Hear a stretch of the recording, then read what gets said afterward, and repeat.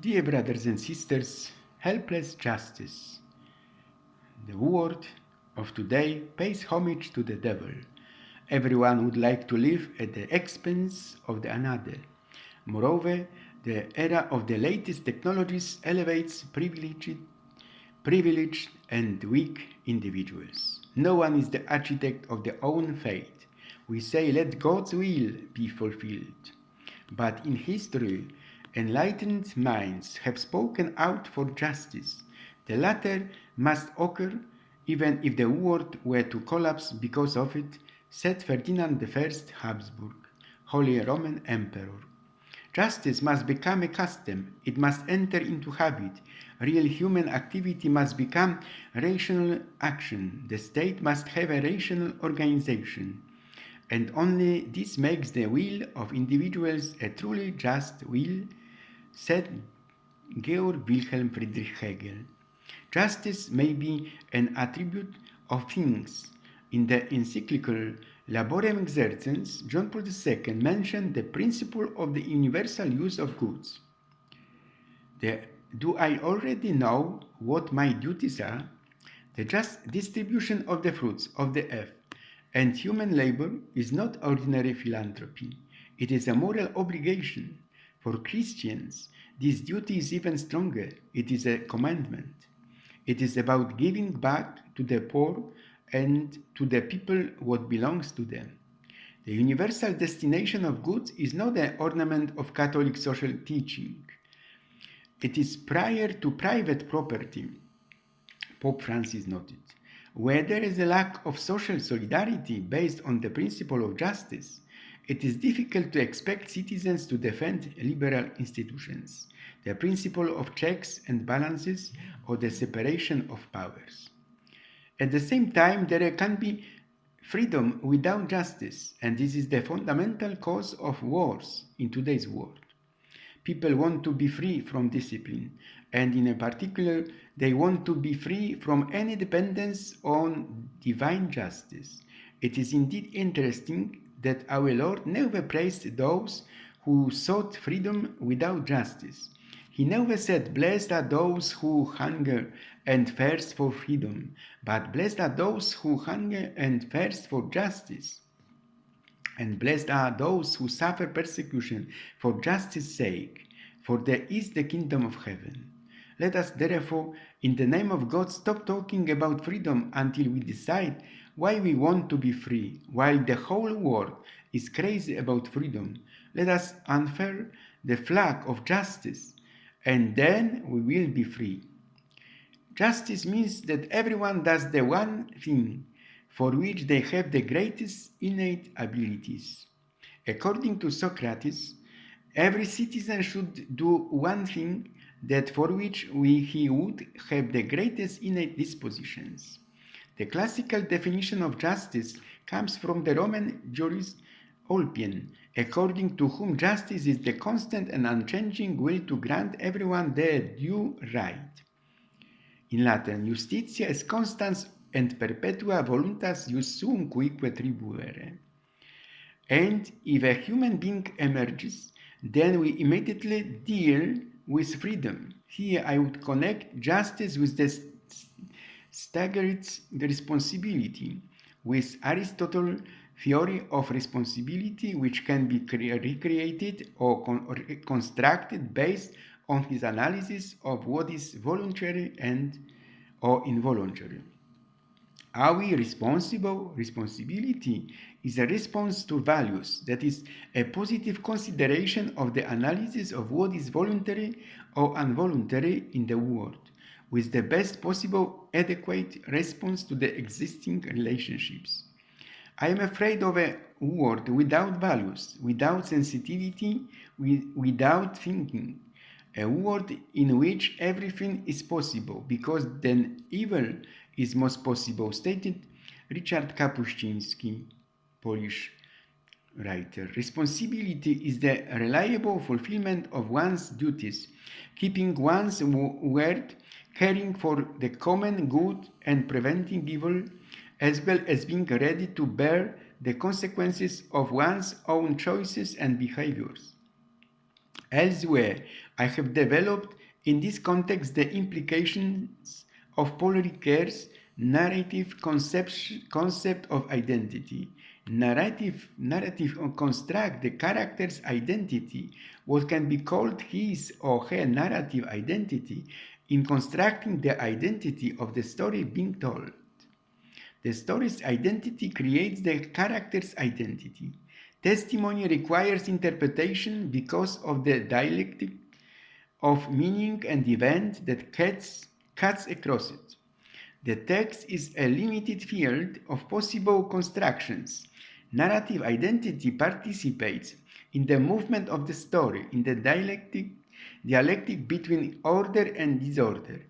It is always possible to argue with an interpretation, to confront interpretations, to adjudicate between them, and to seek agreement, even if this agreement remains beyond our reach. If it is true that there is always more than one way of interpreting of a text, it is not true that all interpretations are equal. Ordinary language carries with it conditions of meaning that are easy to recognize by classifying the context in which the expression is used meaningfully. But myth is something other than explanation of the world, history, and destiny. Myth expresses in terms of the world, that is, another world or second world, the understanding that man has of himself in relation to the foundation and the boundary of its existence. For those interested in the above topic, I refer you to my scientific articles on the thought of Paul Ricoeur.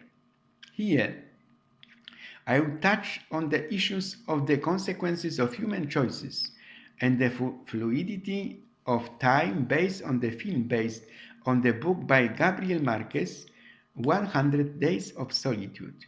The film or series produced would have to tell the entire story of the Buendio family, from the fictional town of Macondo, isolated from time and space. In the film, for the sake of clarity of the narrative, a voice from the outside was added and a linear and chronological story was chosen. This last decision is particularly maybe disturbing because the subject of the novel was also the fluidity of the matter of time.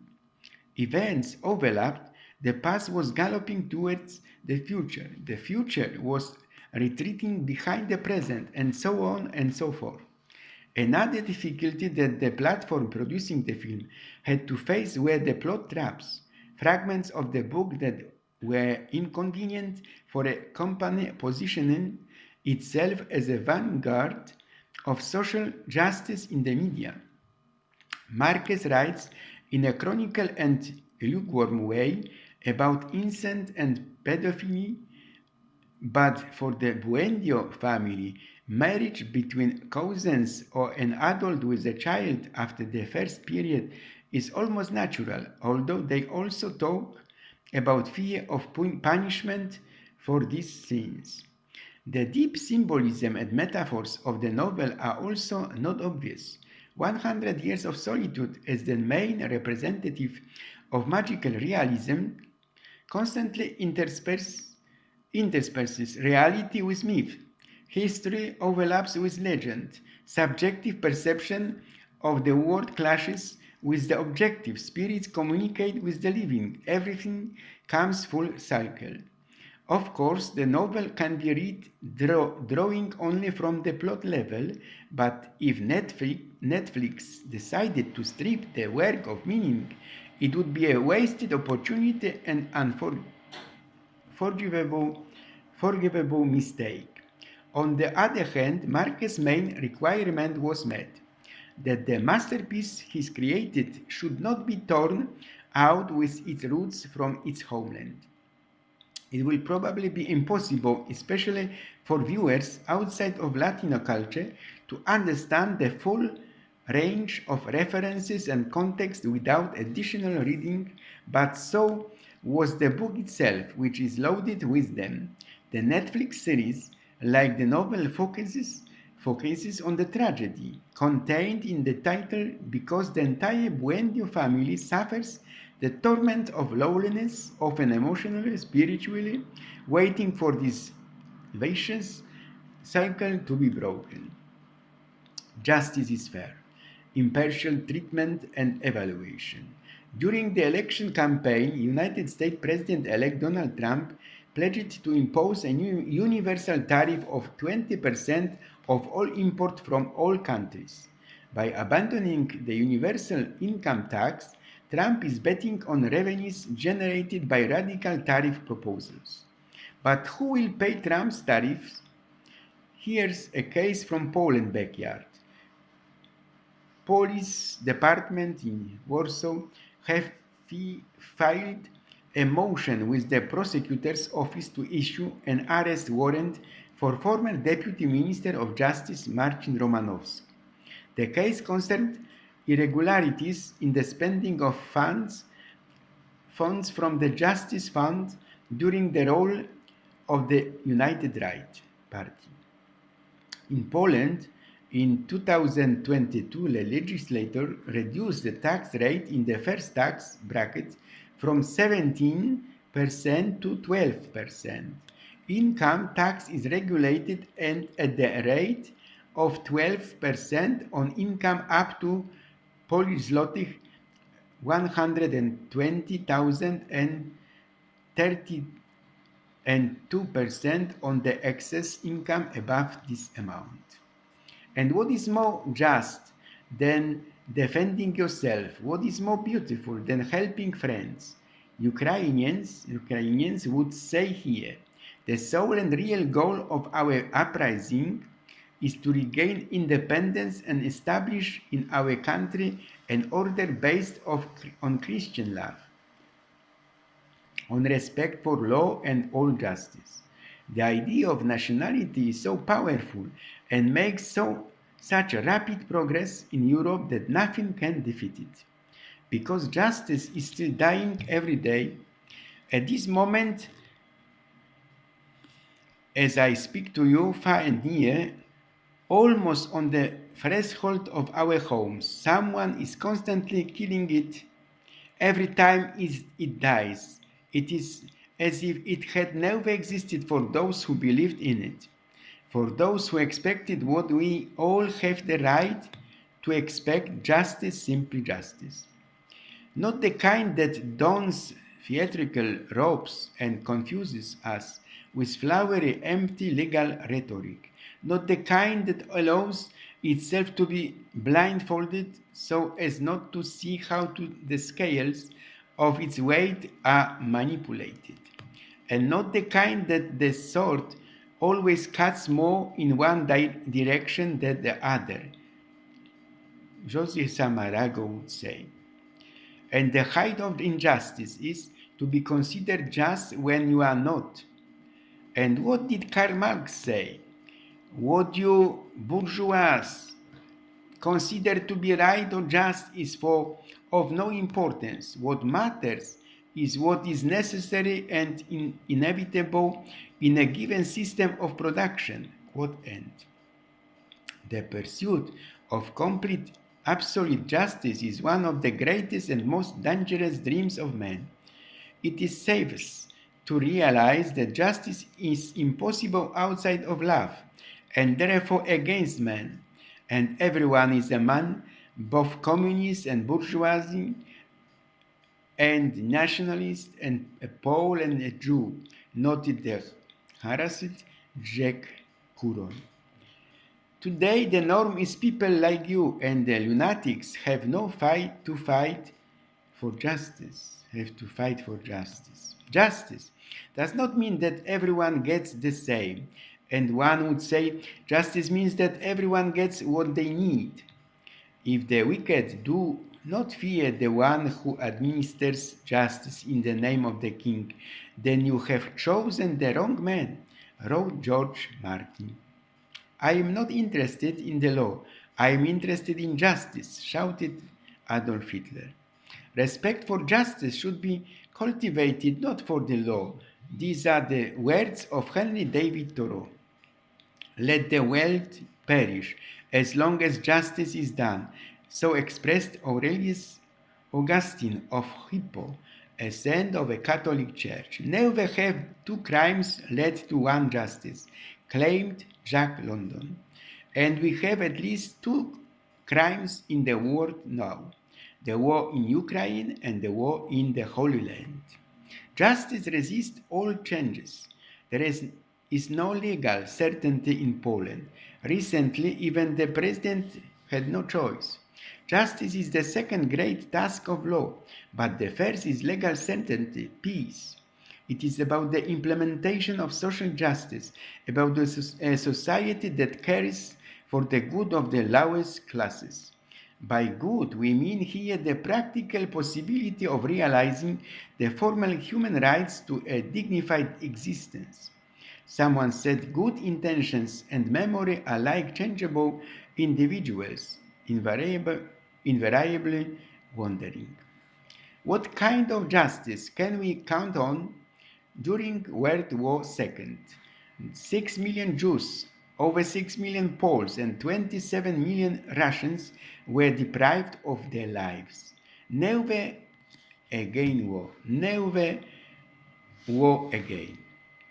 A young man in Germany raised his hand in 1924 and said, "Never war again." The Polish Sejm adopted the Budget Act for 2024. Budget revenues will amount to Polish zlotych 632 billion and the deficit Polish zlotych 289 billion. According to the assumptions of the Act, economic growth in 2025 is to amount to 4% and inflation 5%. The defense budget in the Draft Budget Act for 2024 is even larger than in previous years. For 2025, an amount of Polish zloty 123 billion has been earmarked for national defense. On the other hand, the currently functioning state budget for 2024 earmarks Polish zloty 117,000 billion in this part. Arming the army is very expensive. Large arms factories are being built in Poland. War will not save anyone, I believe. We have all become sick and peace is being deliberately sabotaged. It is a fact that Putin and Iran are going to war with the West. They want war. In their opinion, only war can solve the problems of our finite time. No more war. I beg you to come to your senses. Let us say to ourselves, enough of this work. Let European reason win once again. The logic of validation allows us to move between the two boundaries of dogmatism and skepticism. Moral law commands us that the highest possible good in the world should be the ultimate goal of all our conduct. Man is that plural and collective unity in which the unity of destiny and the differences of fate are to be understood by one another. On a cosmic scale, our life is insignificant, yet this brief period in which we appear in the world is the time in which all significant questions arise. The Christian has already answered all the vital questions. Without Christ, it is impossible to understand man completely. He is the way, the truth, and the life. Whoever believes in him, even if he dies, will live. As long as the New Testament served to decipher the Old one, it was treated as an absolute norm, but testimony offers sometimes something to interpret. Symbols give food for thoughts. Testimony should be a philosophical problem and not be limited to legal or historical context in which it refers to the account of a witness who relates what he has seen. Although there has always been a hermeneutical problem in Christianity, today the hermeneutical question seems new to us. First, it is not without significance that the legislative text of the Old Testament were placed on the lips of Moses and within the narrative of the sojourn of Sinai. If the resurrection is the resurrection from the dead, all hope and freedom exist despite death. Hope, insofar as it is the hope of resurrection, is the living contradiction of that from which it comes and that which is placed under the sign of the cross and death. St. Paul clearly said, I died to the law. For me to live is Christ. The law is one aspect of a much more concrete and comprehensive relationship than the relationship between command and obedience that characterizes the imperative. In Christianity, there has always been a hermeneutical problem, since Christianity originates from proclamation. What must be the nature of the world if men are able to introduce changes into it? For my part, I abandon the ethics of duty without regret in favor of the Hegelian critique. It seems to me that it was indeed correctly characterized by Hegel as an abstract thought, as a thought of understanding. There is no shorter way to connect the neutral existential anthropology, according to philosophy, with an existential decision before God, according to the Bible. Faith, seeking understanding, is still ahead of us. During Christmas, the wish that there will never be war again is the best wish that could be made for the world.